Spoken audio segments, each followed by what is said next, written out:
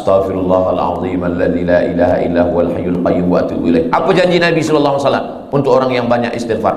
Man lazimal istighfar, siapa yang membanyakkan istighfar, siapa yang melazimkan istighfar, ja'alallahu lahu min kulli dhiqin makhraja, segala kesempitannya Allah bagi makhraja, kelapangan.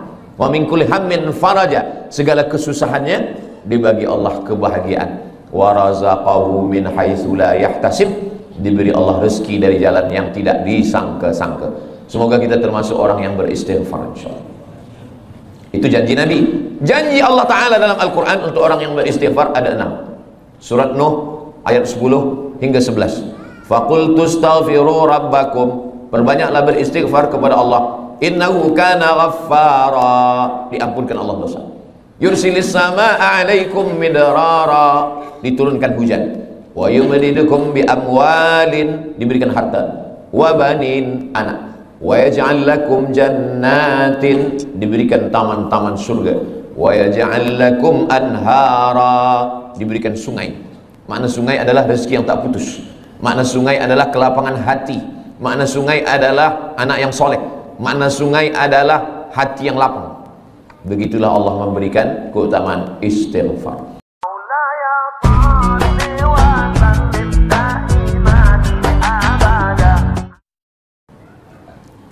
Hijrah itu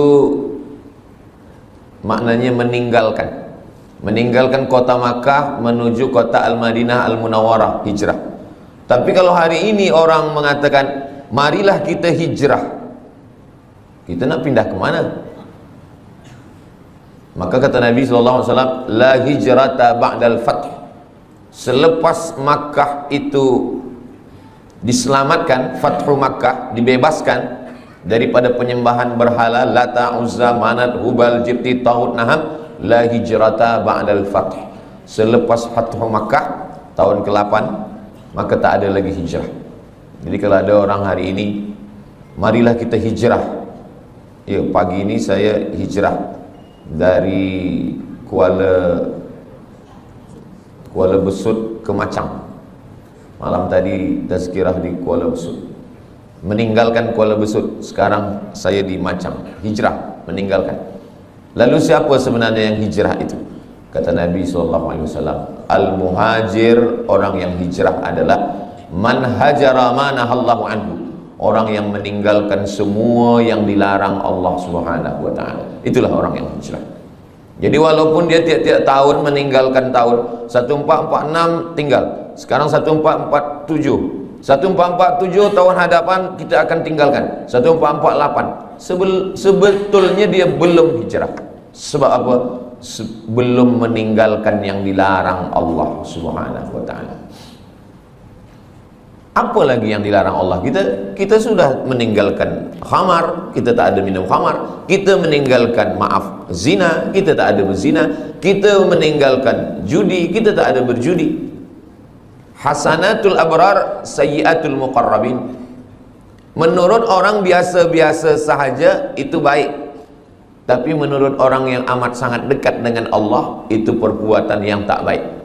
Menurut orang yang biasa baik, tapi menurut orang yang sudah amat dekat dengan Allah itu sesuatu yang tak baik. Apa maksudnya? Banyak perbuatan yang kita sangka tak dosa, tapi sebenarnya dia adalah dosa. Ambil contoh, inni la astaghfiru ila rabbi wa atubu ilaih. Kata Nabi SAW, saya beristighfar minta ampun kepada Allah mi'ata marrah, 100 kali sehari semalam. Padahal Nabi maksum, Nabi tak ada dosa, Nabi suci, Nabi bersih. Kenapa Nabi beristighfar? Hadis ini muskil, problem. Maka dibahaskan oleh para ulama. Kenapa Nabi beristighfar 100 kali sehari semalam? Padahal dia tak ada dosa, tak ada silap, tak ada salah. Rupanya dosa Nabi bukan minum khamar, na'udzubillah, bukan syirik, na'udzubillah. Dia merasa kalau dia lupa sesaat sahaja, dia sudah anggap itu sebagai dosa kepada Allah Subhanahu wa ta'ala. Jadi makna hijrah adalah meninggalkan sesuatu walaupun nampaknya kecil, tapi dia membuat kita jauh daripada Allah Subhanahu wa ta'ala. Saya sudah hijrah, Ustaz Abdul Samad, saya tak ada buat dosa lagi. Ketika kita mengatakan kita tak berdosa, sebenarnya kita sedang berdosa. Dosa kita apa? Dosa merasa diri kita suci. Orang yang pernah berbuat dosa, selepas itu dia bertaubat, lebih baik daripada orang yang merasa beramal lalu melihat orang lain adalah penghuni neraka. Maka kita ini adalah orang yang pernah berbuat salah, pernah silap, pernah khilaf, pernah melanggar sunnah Rasulullah sallallahu alaihi wasallam. Selepas itu kita bertaubat kepada Allah Subhanahu wa taala. Maka kalau kita tengok dalam sembahyang, dari mula takbiratul ihram sampai kepada salam, dari mula kita angkat tangan Allahu Akbar sampai kepada salam, tidak ada di dalam sembahyang itu doa jauhkan aku dari riba, jauhkan saya dari zina, jauhkan saya dari khamar. Tak ada. Cubalah tengok bacaan solat itu. Tapi dia mengajarkan kita untuk merenung amal yang kecil-kecil. Manakala kita angkat tangan Allahu Akbar, apa maknanya? Orang yang merasa diri dia besar, saya yang paling besar, saya yang paling mulia, saya yang paling hebat, saya yang paling utama, maka pada saat itu dia sudah berdosa. Maka dia katakan, yang besar hanya engkau saja ya Allah. Allahu Akbar kabira. Selepas itu, walhamdulillahi katsira. Puji. Banyak manusia ini gila sebab puji. Dipuja, dipuji, disanjung tinggi. Maka saat itu kita katakan, yang memiliki segala pujian hanya Allah. Walhamdulillahi katsira. Apa dosa kita lagi? Dosa yang ketiga, merasa diri suci. Orang kalau sudah merasa diri suci, maka yang lain dia tengok kotor. Kalau dia tak berdosa, yang lain penghuni neraka. Maka saat itu kita katakan, wa subhanallahi bukratan wa asila. Tiga inilah yang mencelakakan manusia. Pertama, merasa besar. Kedua, merasa terpuji. Ketiga, merasa suci. Maka tiga ini dibersihkan dalam sembahyang. Allahu Akbar kabira, walhamdulillahi katsira, wa subhanallahi bukratan wa asila. Kira-kira kita yang hadir ramai di Masjid Jami' Sultan Yahya Petra Macang ini, beramai-ramai tuan imam, datuk-datuk, datin-datin, semua yang berhadir jemaah ini, siapakah di antara kita ini yang terkena penyakit yang tiga ni? Pertama, merasa besar. Yang kedua, merasa dipuji. Yang ketiga, merasa suci. Tak ada yang tahu. Tapi kalau ditengok daripada zahirnya, yang merasa mulia adalah Ustaz Abdul Samad, sebab dia duduk tinggi, yang lain rendah di lantai. Siapa yang merasa dipuji-puji? Ustaz Abdul Samad juga dipuji-puji orang.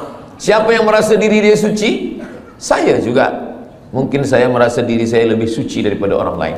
Jadi sebenarnya yang saya sampaikan ini bukan untuk orang lain, untuk diri saya dulu.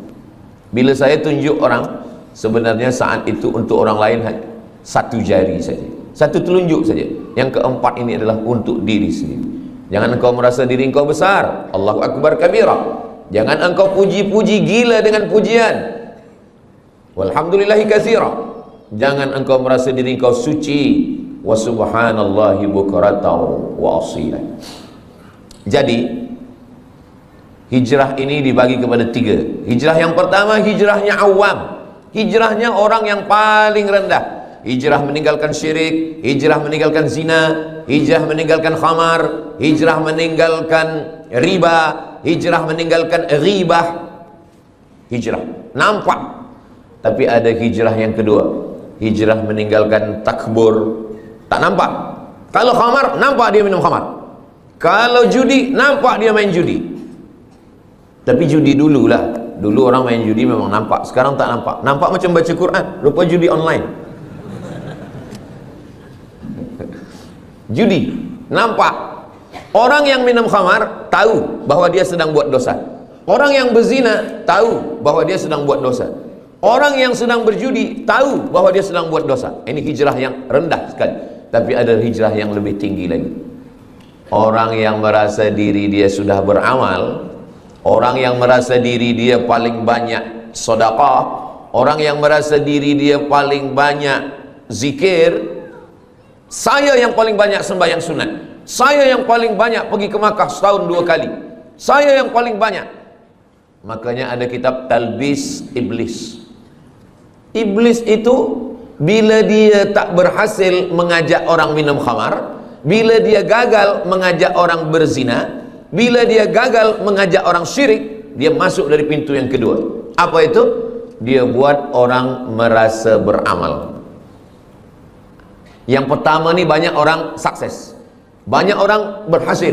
Dia tidak berjudi, dia tidak berzina, dia tidak minum khamar. Tapi manakala iblis masuk dari pintu level yang kedua, yang lebih tinggi, yaitu merasa diri lebih mulia, merasa diri sudah banyak amal, merasa diri penghuni surga, merasa yang lain adalah kotor. Pada saat itu, apa kata Nabi SAW? Man kana fi qalbihi, siapa yang dalam hatinya mithqala habbatin min khardalin min kibrin, siapa yang dalam hatinya ada sombong, angkuh sebesar biji sawi, la yadkhulul jannah, tak masuk surga. Man kana fi qalbihi, siapa yang dalam hatinya mithqala habbatin min khardalin min kibrin, ada sombong, merasa diri lebih saja. Iblis masuk ke dalam neraka bukan kerana digoda syaitan. Tidak ada satu pun ayat, tak ada satu pun hadis yang mengatakan bahwa iblis masuk ke neraka kerana digoda syaitan. Tak ada. Sebab apa? Sebab syaitan dialah induk syaitan. Macam mana syaitan nak goda dia? Iblis tidak pernah menyembah Lata, Uzza, patung, kayu, batu, hantu, tak ada. Iblis tidak menyembah apapun, dia menyembah Allah. Lalu kenapa dia keluar daripada surga? Allah Ta'ala bertanya. Allah bertanya bukan Allah tak tahu, Allah Maha tahu, tapi Allah nak bagi tahu bagi sesiapa sahaja yang tak tahu. Malaka anta takabbara fiha, kenapa engkau merasa diri engkau besar, engkau merasa diri engkau mulia, wahai iblis? Apa kata iblis? Khalaqtani min nar, engkau ciptakan aku daripada api. Wa khalaqtahu min tin, Adam engkau ciptakan daripada tanah. Ana khairum minhu, saya lebih mulia daripada dia. Iblis dikeluarkan daripada surga bukan kerana minum khamar, bukan kerana berzina, bukan kerana menyembah berhala, bukan kerana perbuatan yang zahir, tetapi kerana perbuatan yang batin.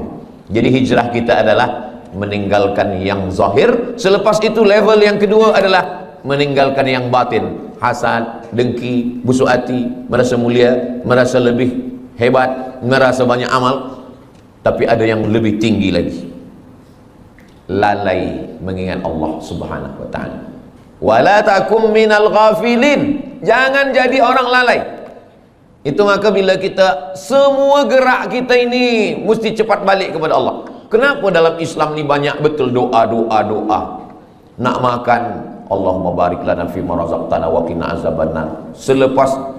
Selepas makan, alhamdulillahillazi at'amana wa saqana. Nak tidur, bismika Allahumma ahya wa amut. Jangan dibaca sekarang, boleh tertidur. Jaga daripada tidur. Alhamdulillahilladzi ahyana ba'da ma amatana wa ilaihin nusyur. Menengok muka di cermin, innalillahi wa inna ilaihi raji'un. Allahumma kama hassanta khalqi fahassin khuluqi. Kenapa banyak betul dalam Islam ni doa. Naik kereta, subhanalladzi sakhkhara lana hadza wa ma kunna lahu muqrinin wa inna ila rabbina lamunqalibun. Bismillahi majriha wa mursaha inna rabbil ghafurur rahim. Kalau orang faham, sebenarnya setiap gerak kita mesti ingat kepada Allah Subhanahu wa ta'ala. Inilah hijrah level yang ketiga. Jadi kalau yang pertama mungkin kita dah tinggalkan semua yang haram-haram. Alhamdulillah Ustaz Somad, saya tak ada guna narkotik lagi, saya tak ada minum khamar, tak ada. Kenapa? Sebab tak ada yang jemput saya. Kalau free saya ikut juga. Na'udzubillah. Betul-betul lillahi ta'ala. Level yang kedua, bersihkan hati. Dia tak nampak lagi dosa-dosa yang tak nampak lagi, tapi dia ada dalam hati. Maka kata Nabi, ala fil jasadi mudghah, di dalam badan ini ada seketul, ada segumpal, ada sekepal. Idza salahat salahal jasadu kullu. Kalau dia bersih, yang lain ikut bersih. Wa idza fasadat, kalau dia rosak, yang lain ikut rosak. Saya semalam bertolak daripada Pekanbaru Riau menuju Kota Baru. Masuk airport, kita lalu di pintu detektor. Kalau ada bawa besi atau bawa pisau, bawa apa, dia berbunyi. Dia berbunyi.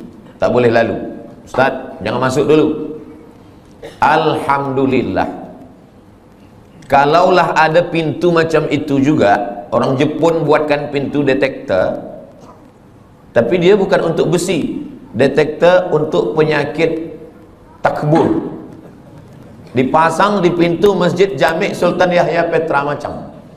Siapa yang masuk pintu ni berbunyi. Jamaah lalu berbunyi dia kecil. Tit. Tapi bila Ustaz Somad lalu, tit gitu. Selepas itu Ustaz Somad pula yang bercakap kepada jamaah bagi tazkirah, marilah kita bersihkan hati kita. Semua jamaah tersenyum. Hati Ustaz lebih kotor daripada hati kan? Sebenarnya kita dimuliakan Allah bukan kerana kita mulia, tapi kerana Allah masih sayang, lalu dia menutupi isi hati kita. Cuba kalau Allah tak sayang, sekali kita sombong, Allah tumbuhkan satu tai lalat di muka kita. Mungkin muka kita ini dah hitam semua. Sekali kita merasa hasad, terus saja dinampakkan Allah secara zahir, tapi Allah masih sayang dengan kita. Allah masih tutup aib kita. Allah masih sayang dengan kita. Allah tak nampakkan itu di hadapan manusia. Maka amalan yang paling elok adalah amalan istighfar. Astaghfirullahalazim alladzi la ilaha illa huwal hayyul qayyum wa atubu ilaih. Amalan yang lain boleh membuat orang sombong. Saya khatam Quran satu hari 2 juzuk, saya khatam Quran 1 bulan 10 kali, boleh buat orang sombong. Saya profesor, boleh buat orang sombong. Tapi amalan istighfar, makanya ada orang kadang istighfar saja amalannya, astagfirullahaladzim, astagfirullah. Tapi jangan sebab tazkirah ini dibalik-balik. Saya tak ingin kaji kita ni dibalik. Selepas ini bila ada orang, maksud saya, bila selama ini memang hafaz Quran, teruslah murajaah, jangan berhenti. Jangan sebab tazkirah Ustaz Abdul Somad ni, nanti petang balik dari Masjid Jami' ni ditanya, awak tak baca Quran? Nanti kalau baca Quran ni kita boleh sombong. Jadi kita istighfar saja. Bukan itu maksud saya.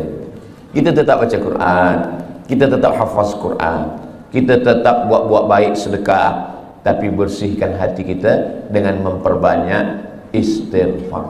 Istighfar pun betul-betul dari lubuk hati yang paling dalam. Itulah makna hijrah.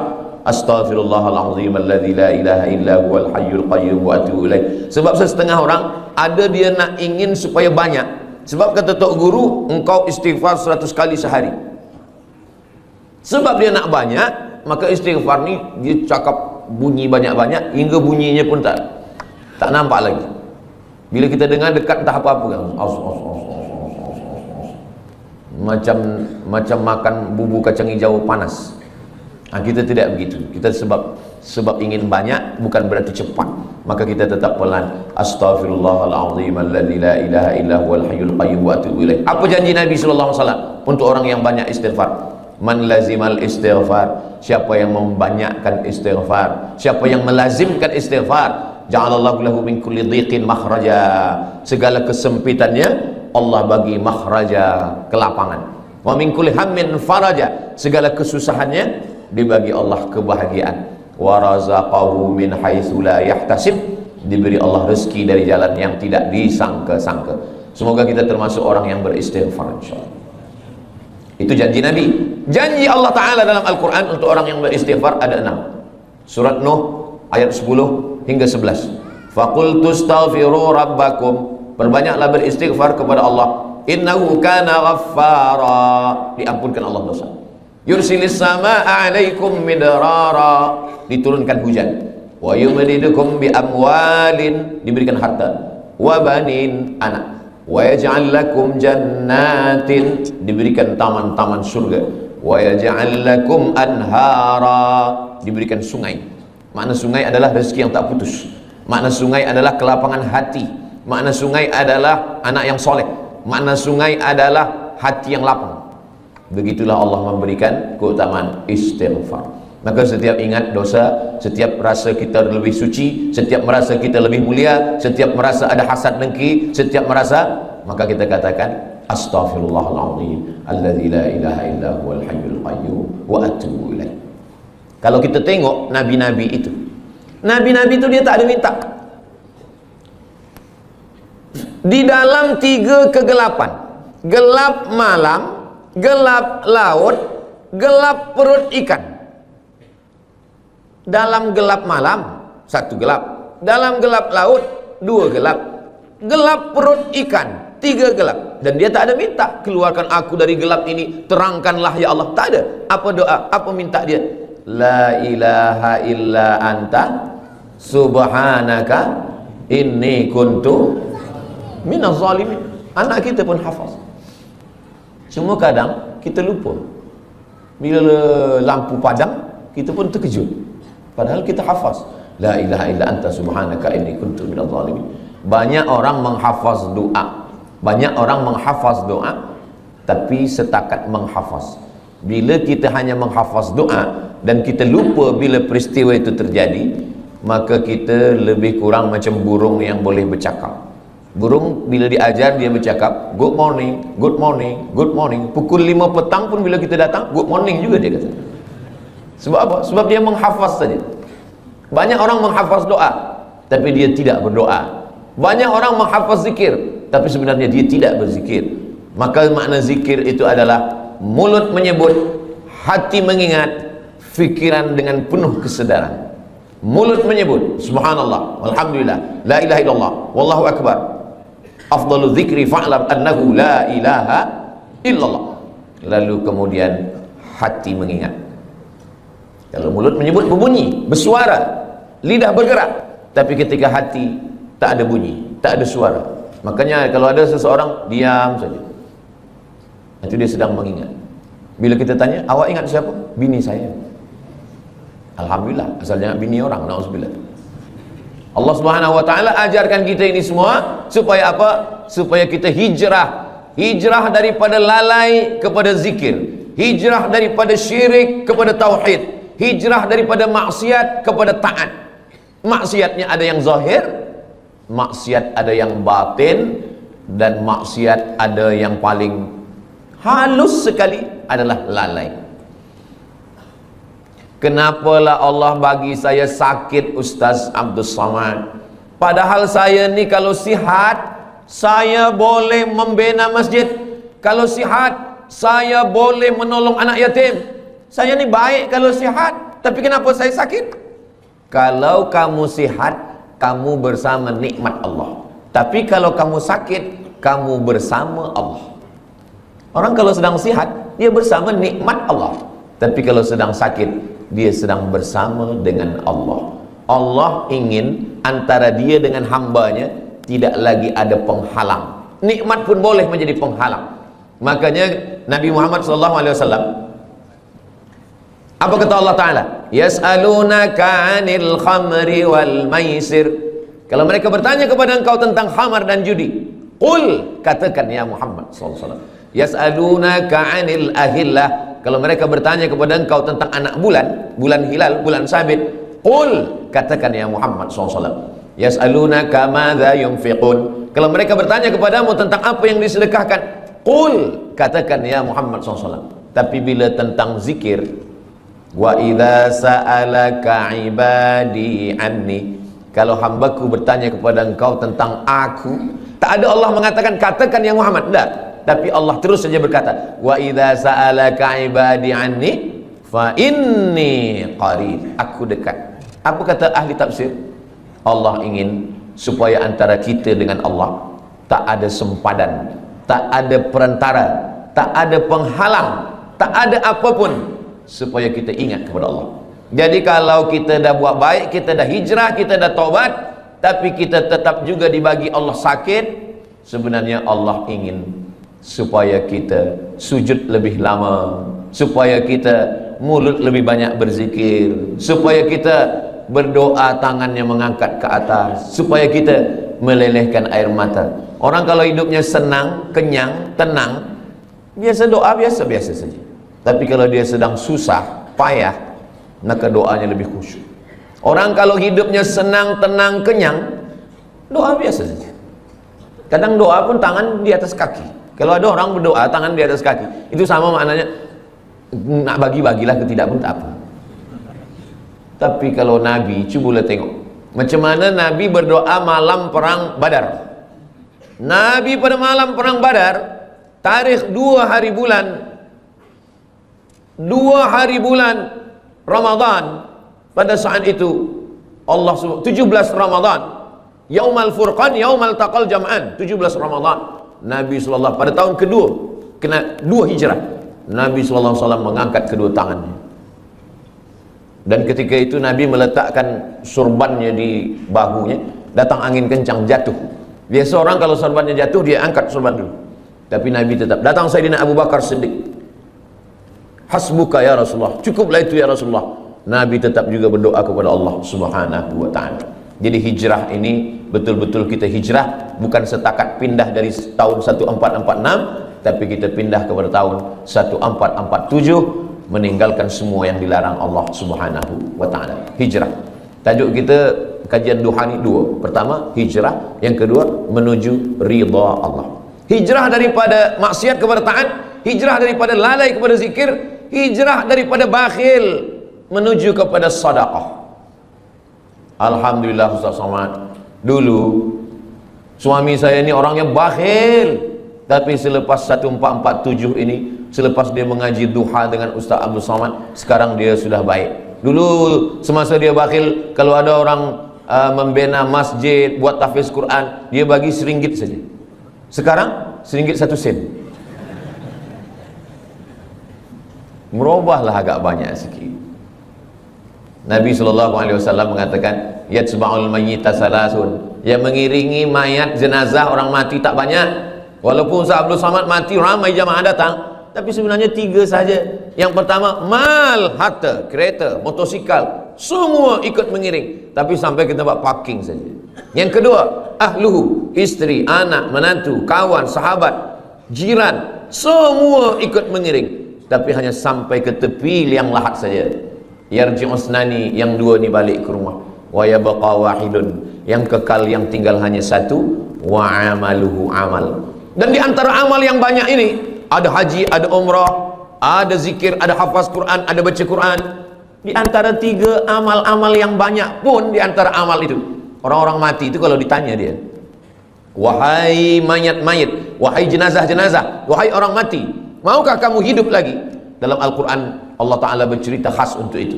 Orang mati itu menjawab, laula akhartani ila ajalin qarib, ya Allah, kalau engkau bagi kami hidup lagi, bagilah kami hidup lagi ya Allah, qarib, kejap, sikit saja, 1 minit, 1 second pun boleh engkau bagi hidup kami. Kata Allah Ta'ala, kalau aku bagi kamu hidup, kamu nak buat apa?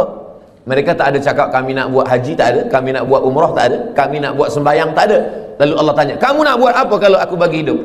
Fa'as-saddaqa, kami ingin bersedekah. Kami ingin bersedekah. Maka hijrah maknanya dari bakhil kepada sedekah. Mari kita lancarkan kutipan derma. Sebenarnya saya nak masukkan ini bagi tujuan sumbangan pembangunan Ma'had Tahfiz Al-Quran dan tabung pengimarahan Masjid Sultan Yahya Petra Macang. Jadi nanti bila dah tegak berdiri Ma'had Tahfiz Quran, anak-anak kita menghafaz, membaca Quran pagi, petang, siang, malam, zuhur, asar, maghrib, isyak, subuh, tahajud, witir, duha, mengalirlah pahalanya untuk kita semua hingga hari kiamat insyaAllah. Isikan ke jangan saya yang isi, bawakan kepada semua jamaah, supaya itu akan menjadi amal jariah yang akan menjadi bekal kita nanti menghadap Allah Subhanahu wa ta'ala. Kemana duit ringgit tadi, hilang pula. Iya, bagi masuk. Duit yang banyak, lama hidup banyak dirasa, jauh berjalan banyak ditengok. Saya dah pergi ke mana-mana tempat, belum pernah. Saya dah pergi ke Sabah, saya pergi ke Sarawak, saya pergi ke Miri, saya pergi ke Terengganu, saya ke Selangor, saya ke Johor, Kuala Lumpur. Belum pernah saya tengok orang Malaysia meninggal membawa ringgit. Ma akalta fa'afnaita, yang dimakan busuk. Wa ma labista fa'ablaita, yang dipakai lapuk. Wa ma tasaddaqta fa'amdaita, yang disedekahkan untuk Ma'had Tahfiz Quran Masjid Jami' Sultan Yahya Petra Macang. Inilah yang akan kekal abadi hingga hari kiamat nanti insyaAllah. Amin ya rabbal alamin. Rumah besar yang kita tinggalkan, bila kita mati, habis, diambil semua oleh ahli waris, anak kita, cucu kita. semua bertukar, sijil-sijil semua hilang. Kita pun akan menjadi sesuatu yang terlupakan, orang tak ingat lagi dengan kita. Tapi Ma'had Tahfiz ini insya-Allah semua budak-budak akan belajar membaca Quran, berzikir, belajar sembahyang. Nanti dia pula akan mengajar anak dia, isteri dia, murid-murid dia. Itulah yang boleh menolong kita di hadapan Allah. Niatkan sedekah ini untuk almarhumah mak saya, almarhum ayah saya. Jadi boleh dapat dua-dua. Kita dapat, orang-orang tua kita pun dapat. Datang sahabat Nabi namanya Sa'ad, berjumpa kepada Nabi Muhammad sallallahu alaihi wasallam. Ya Rasulullah, ummi matat, mak saya sudah meninggal dunia. Afa atasaddaqu anha? Kalau saya bersedekah, sampaikah sedekah ini kepada almarhumah mak saya? Kata Nabi sallallahu alaihi wasallam, tasaddaq, bersedekahlah. Itu dalil bahwa sedekah ini sampai. Ayu sadaqatu afdal? Apa sedekah yang paling afdal? Kata Nabi, suqiya al-ma, memberi air minum. Kalau air minum saja sampai, apalagi kelas tahfiz. Kalau air minum saja sampai, apalagi gedung binaan yang tinggi, 2 aras, 3 aras, 4, budak-budak boleh belajar sembahyang. Maka insya Allah itu menjadi cahaya sesuai dengan doa kita, Allahumma ja'al quburahum rawdatan min riyadil jinan. Jadikan kuburnya salah satu daripada taman-taman surga insyaallah. Amin ya rabbal alamin. Kalau saya bacakan Al-Fatihah untuk almarhumah mak saya, ayah saya, maka automatically sampai. Tapi kalau saya nak bacakan Al-Fatihah untuk orang lain, saya mesti sebutkan ila ruhi fulan bin fulan fulanah binti fulan. Itu maka bila malam tahlil kita baca ila arwahi fulan bin fulan fulanah binti fulan. Sebab apa? Sebab orang lain, sebab sebenarnya tak ada hubungan nasab. Tapi sedekah, siapa dulu yang berwakaf tanah masjid ni, siapa yang membina masjid ni, saya tidak perlu menyebutkan untuk fulan bin fulan. Kenapa? Itulah beza sedekah dengan bacaan Al-Quran. Begitu juga dengan amal-amal yang sedekah ini. Semua orang yang bersedekah, membina masjid, tahfiz Quran, tanpa dia sebutkan namanya, maka kita semua yang ada di masjid ini, dari mulai tahiyatul masjid, solat duha, subuh tadi, zuhur, asar, maghrib, isya, sampai hari kiamat, mengalirlah pahala dia.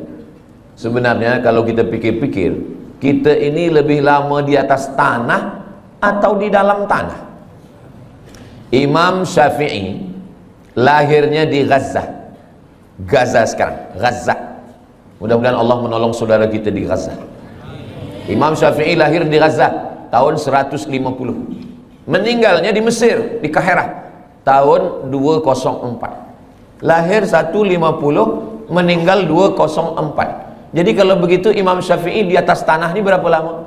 54 tahun sahaja. 54 tahun. Tak sampai umur Nabi 63 tahun. Imam Syafi'i lebih lama dia di atas tanah, hanya 54 tahun.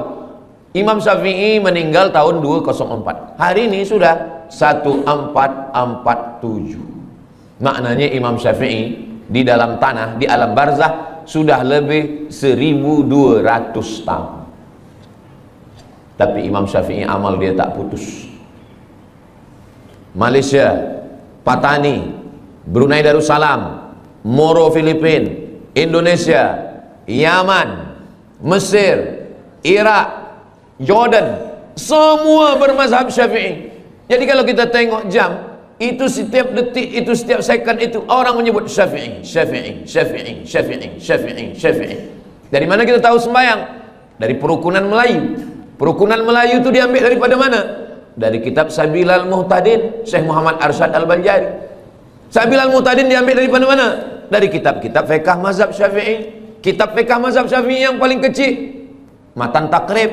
Yang agak besar, Fathul Qarib. Yang lebih besar, I'anatul Talibin. Yang lebih besar, Kanzur Raghibin Mahalli. Yang lebih besar lagi, Al-Majmu' Syarah Muhazzab, Imam Nawawi. Imam Nawawi itu siapa? Imam Nawawi, imam besar kedua dalam mazhab Syafi'i. Imam Nawawi dapat ilmu dari mana? Dari guru-guru dia, sampailah kepada Imam Al-Muzani, sampai kepada Imam Al-Buaiti, sampai kepada Imam Rabi'. Lalu kemudian Imam Buaiti, Imam Muzani, Imam Rabi' ini dapat, Al-Muradi ini dapat ilmu dari mana? Mereka belajar kepada Imam Syafi'i.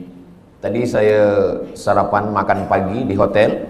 Selepas itu datang seorang, muka dia saya tengok macam Arab, Lalu dia tanya, ini orang yang ada di sini ni mazhabnya apa? Kata dia. Kata saya, ini negeri Melayu ni mazhabnya ala madhabil Imam Syafi'i. Mereka ni semua ni mazhab Syafi'i, kata saya. Oh, kata dia. Rupanya dia subuh tadi sembahyang di masjid. Dia terkejut. Saya tanya, awak dari mana? Saya dari Perancis, dari Paris, kata dia. Oh, Paris ni mazhab apa agaknya? Negeri awak dari mana? Saya dari Aljazair, Maghribi, Aljazair, Tunisia, Libya, Mauritania, Andalusia. Itu mazhabnya mazhab Maliki. Patutlah dia terkejut. Mungkin dia tak tahu tentang mazhab Syafi'i. Macam mana beza Maliki dengan Syafi'i ini? Mazhab Maliki, tangan dia turun lepas ke bawah. Mazhab Syafi'i, dia letakkan tangan.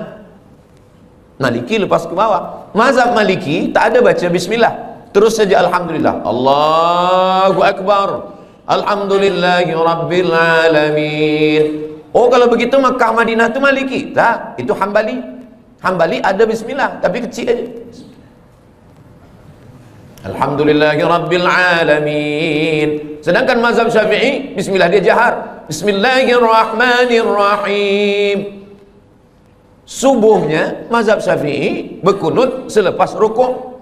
Sami'allahu liman hamidah. Allahumma hdina fi man hadait. Maliki kunut dia selepas ayat sebelum rukuk.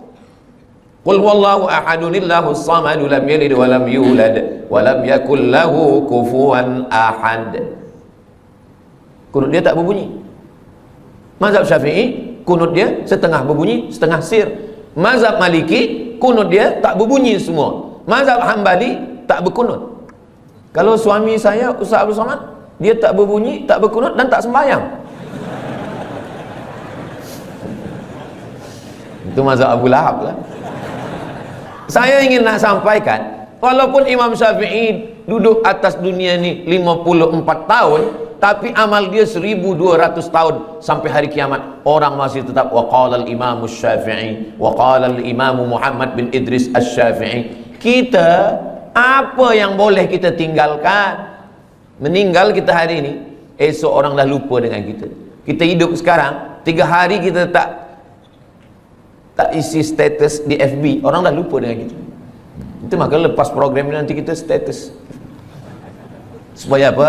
Supaya kita saling mengingatkan, watawasau bil haq watawasau bis sabr.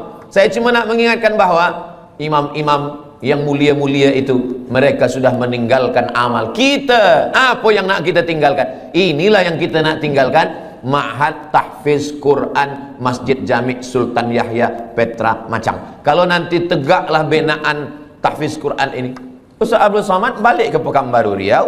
Ustaz Abdul Somad bukan orang Kelantan. Ustaz Abdul Somad duduk kat Sumatera, bukan Semenanjung, tapi pahalanya tetap sampai. Mudah-mudahan Ustaz Abdul Somad dapat juga pahalanya, insyaAllah. Dari bunyi aminnya nampaknya kurang bersetuju. Amin ya rabbal alamin. Tajuk kita kajian duha ini dua. Yang pertama hijrah, yang kedua menuju ridha Allah. Hijrah kita dah bahas, sekarang kita bahas tentang ridha Allah. Apa ridha ini? Ridha ini kata ulama, makna ridha adalah sururul qalbi bimururil qada. Itulah ridha. Sururul qalbi bimururil qada. Hati merasa senang ketika takdir Allah berlaku pada diri. Itulah dia ridha. Hati senang ketika takdir Allah berlaku pada diri. Saya sudah pikir-pikirkan, sembayang insya-Allah kita boleh, puasa insya-Allah kita tahan, keluar duit pergi haji, tawaf, sa'i, wukuf di padang Arafah, mabit di Musdalifah, Mina, melontar jumrah, insya-Allah kita sanggup. Diri saya sendiri, yang paling berat dalam ajaran Islam ini adalah ridha. Ridha inilah yang paling berat. Maka saya jarang sekali membahaskan tentang ridha, sebab ridha ini berat. Tapi bila saya sampai ke Masjid Jami' ini, saya tanya Tuan Imam, apa tajuk kita? Hijrah menuju ridha Allah. Oh, ini mesti saya sampaikan, tak boleh tak disampaikan. Sururul qalbi bimururil qada. Petang semalam saya duduk dengan ahli keluarga yang menjadi eksiden beberapa waktu lalu, meninggal beberapa penuntut student daripada Terengganu dalam aksiden bas. Lalu kemudian saya diminta untuk menyampaikan ayat-ayat Al-Quran untuk memberikan kesabaran, ketabahan.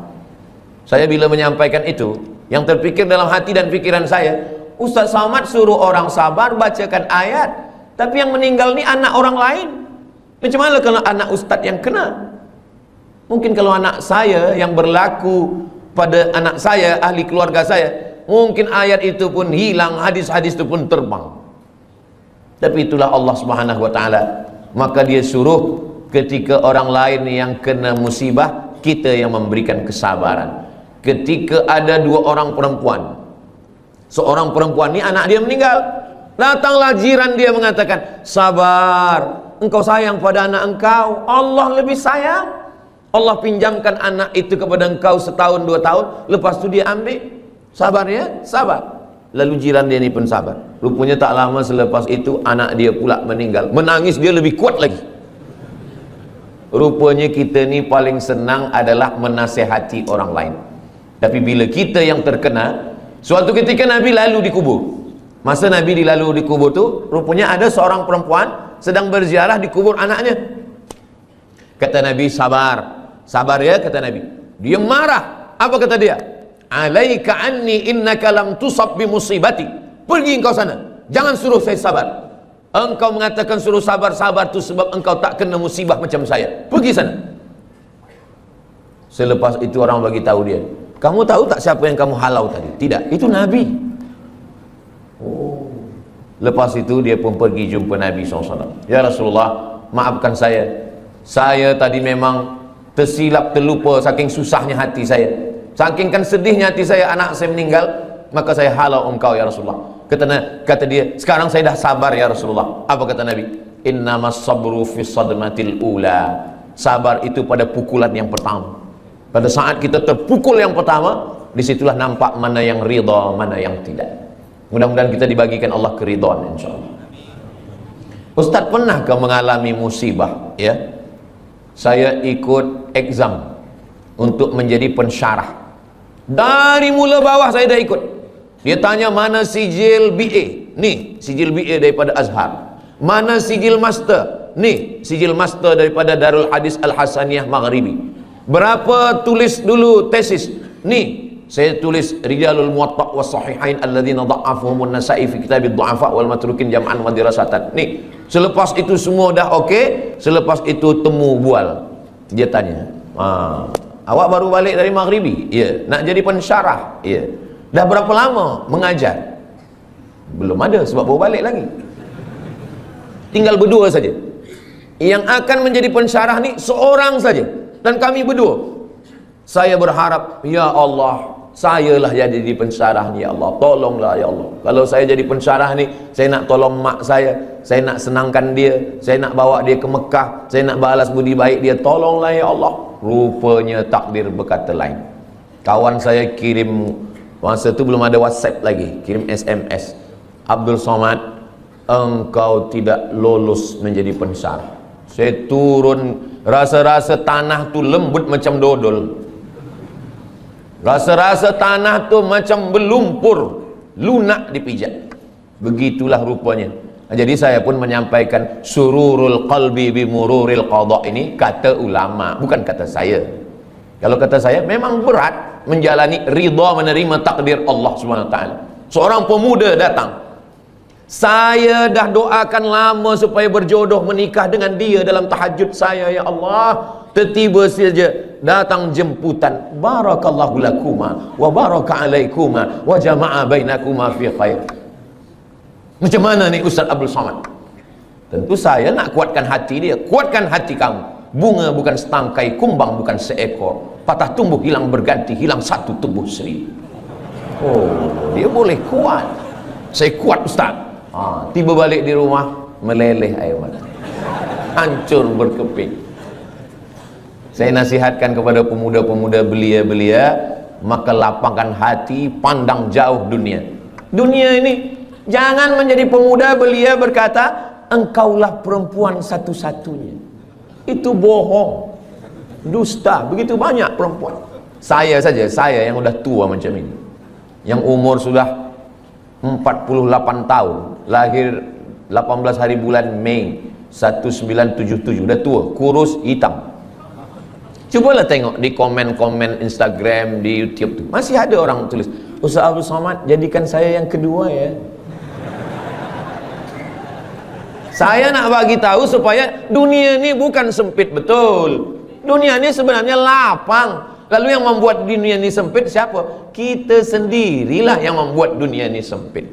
Dunia ini adalah apa yang ada dalam fikiran kita. Makanya Nabi Musa dengan Nabi Muhammad SAW itu beza.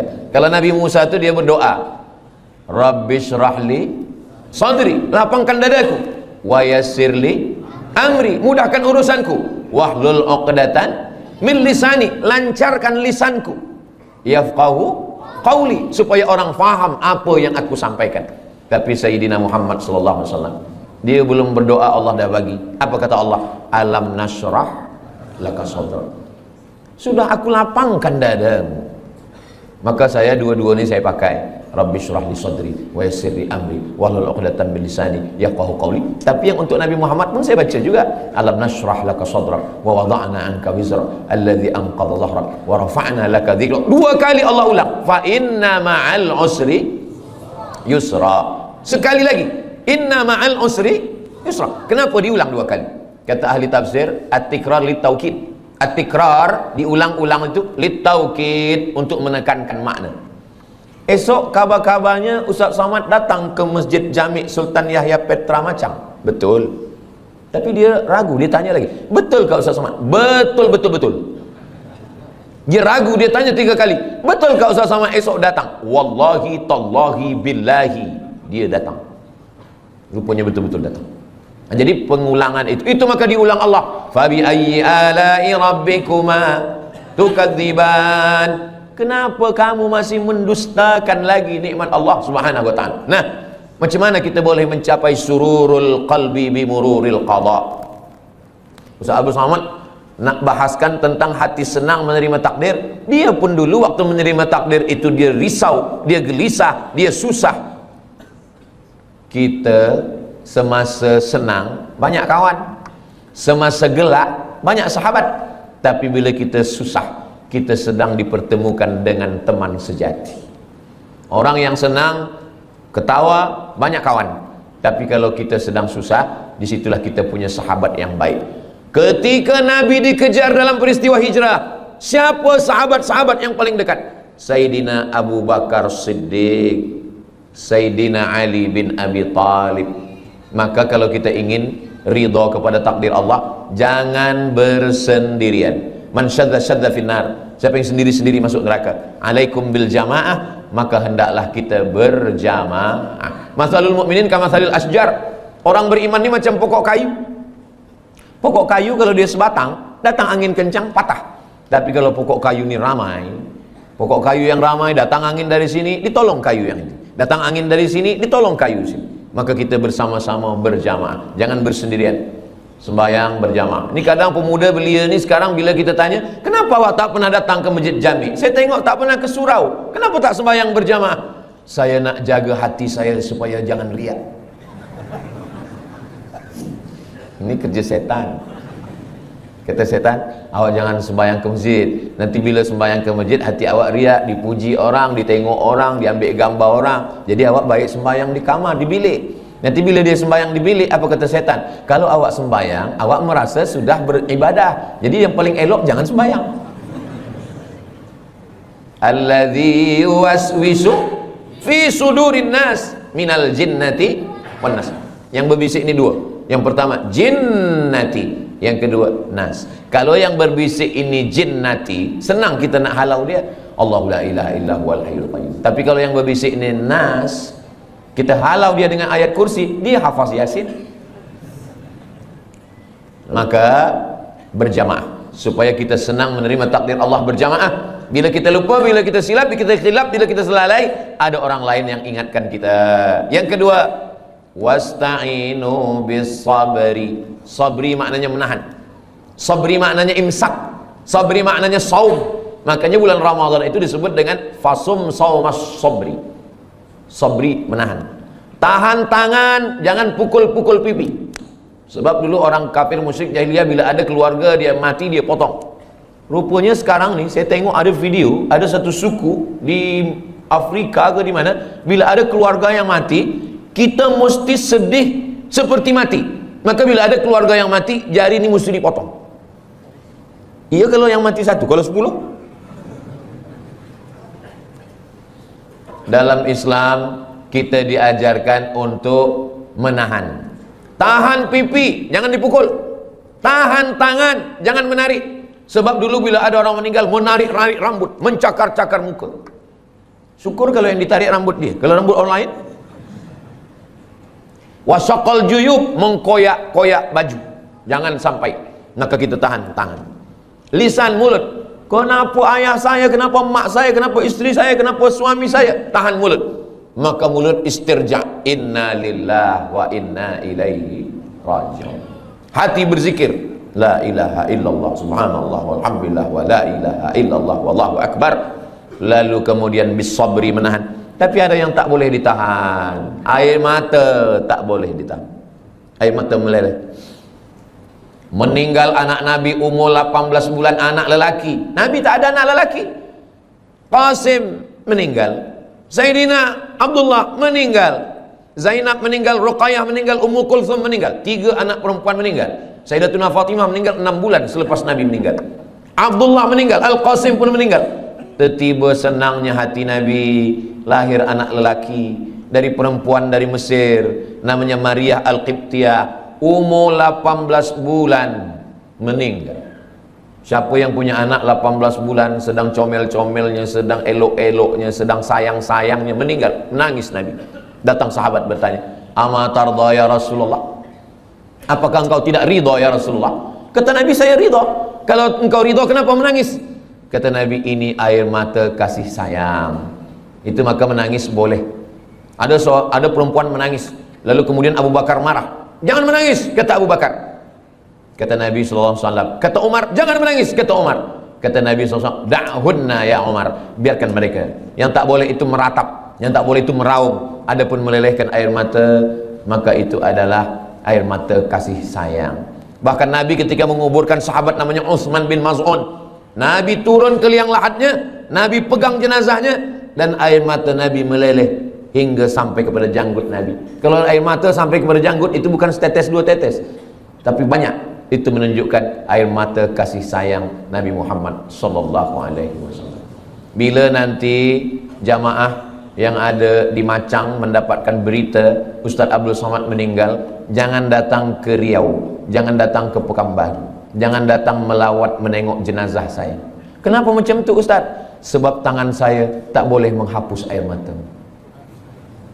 Tapi kalau nampak-nampaknya saya ni lebih kurus, saya ni lebih tua, mungkin kalau masalah mati ni nampaknya saya lebih dulu. Janganlah macam tu Ustaz, kami ingin Ustaz sihat lebih lama tazkirah. Maksudnya saya lebih dulu mengiring jenazah awak. Mati mana ada kita tahu. Orang mati itu bukan kerana dia berperang, orang mati bukan kerana dia naik kereta. Orang kalau udah sampai ajalnya, duduk di rumah, makan, batuk pun mati. Itulah punca daripada tauhid. Tapi kalau manusia berpikir, kalaulah dulu dia tak pergi, kalaulah dulu dia begini, kalaulah dulu dia tak minum, kalaulah dulu dia tak banyak makan, kalaulah dulu, kalau. Itulah yang merosakkan fikiran manusia. Satu kalau akan disusul oleh, kalaulah dulu dia tak banyak minum gula, kalaulah dulu dia tak makan kambing, kalaulah dulu dia tak makan roti, kalaulah dulu dia tidak. Padahal yang tak makan pun mati juga. Maka sebenarnya kulu, makanlah, washrabu, minumlah, wala tusrifu, jangan mubazir, jangan melampau, jangan berlebih-lebihan, la ta'tadu, jangan melampau. Innallaha la yuhibbul mu'tadin, Allah tak suka pada orang yang melampau. Lalu kemudian bagaimana cara supaya kita ni boleh ridha? Nanti sampai masanya kita semua akan disila masuk ke dalam syurga Allah. Apa kata malaikat? Apa kata Allah? Wasiqal ladzina taqaw rabbahum ilal jannati zumara. Mereka semuanya akan dibawa masuk ke dalam surga. Begitu mereka sampai di surga, apa kata malaikat? Salamun qawlam mir rabbir rahim. Apa kata malaikat? Salamun alaikum, selamat, tahniah, tibatum, kamu sudah berbuat baik, fadkhuluha khalidin, masuklah kamu ke dalam surga khalidin, kekal selamanya, tak keluar lagi daripada surga. Mudah-mudahan kita semua masuk surga insyaallah. Selepas kita masuk surga semua, Allah bertanya, madza turidun, wahai orang yang sudah masuk surga, madza turidun, kamu nak apa lagi? Apa yang kamu nak? Semua dah ada, semua sudah ada di surga. Tapi kemudian mereka berkata, kami nak satu ya Allah, yang belum ada satu. Semua dah ada, makanan semua dah ada, tapi ada satu yang kami belum dapat. Apa dia? Ridhamu. Kata Allah, yang dapat ridhaku hanya orang yang ridha menerima takdir. Itulah kenapa kita selalu berdoa masa kita tawaf, subhanallah walhamdulillah wa la ilaha illallah wallahu akbar. Begitu kita sampai pada rukun Yamani, menuju kepada Hajar Aswad, doa kita berubah, Rabbana atina fid dunya hasanah wa fil akhirati hasanah wa qina adzabannar. Selepas itu kita tambah, Allahumma inna nas'aluka ridhaka wal jannah.